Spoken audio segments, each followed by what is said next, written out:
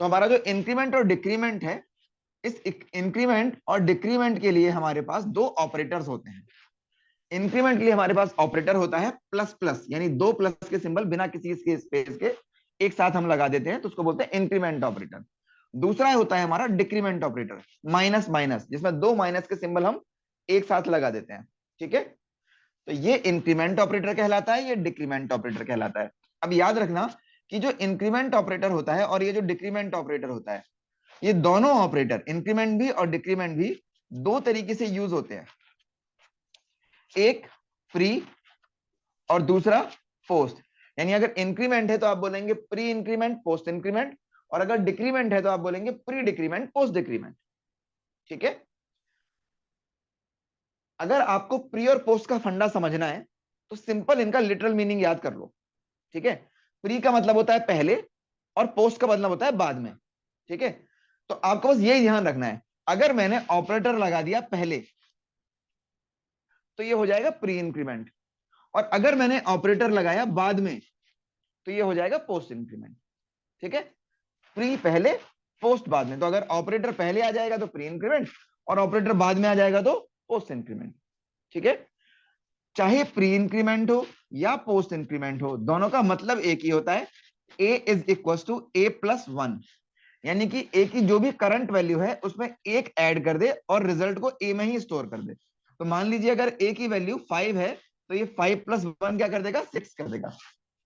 Plus plus ए के case में भी यानी प्री इंक्रीमेंट के केस में भी, और ए प्लस प्लस यानी कि पोस्ट इंक्रीमेंट के केस में भी, दोनों के केस में ये ए की वैल्यू 5 से 6 करेगा।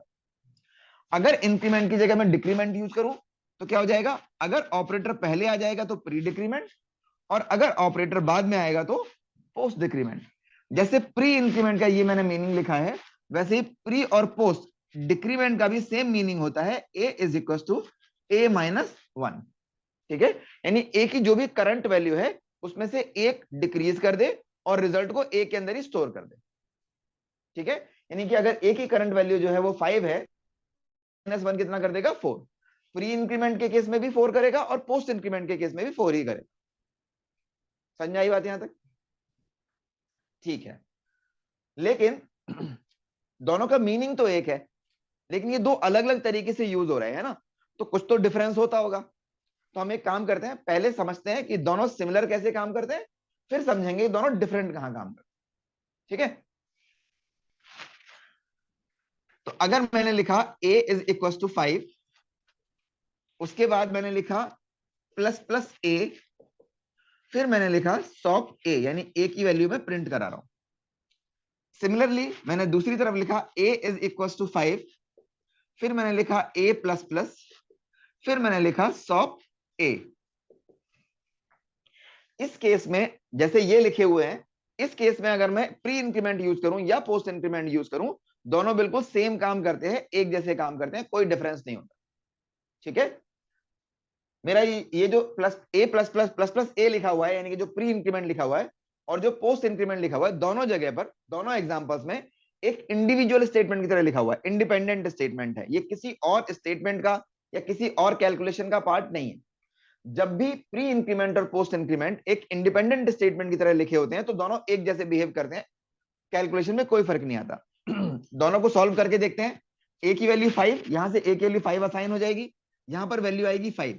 कंप्यूटर देखेगा कौन सा इंक्रीमेंट है, प्री इंक्रीमेंट है, लेकिन इंडिपेंडेंट स्टेटमेंट है। कंप्यूटर क्या करेगा, यहां पर a is equal to a plus one, यानी a की करंट वैल्यू 5 थी, 5 प्लस वन क्या कर देगा, 6। अब कंप्यूटर क्या होता है, हमेशा लास्ट कैलकुलेटेड वैल्यू लेता है। तो लास्ट कैलकुलेशन से हमें क्या वैल्यू मिली, 6। तो जब मैं यहाँ सॉल्व कराऊंगा तो यहाँ पर क्या वैल्यू प्रिंट होगी, 6।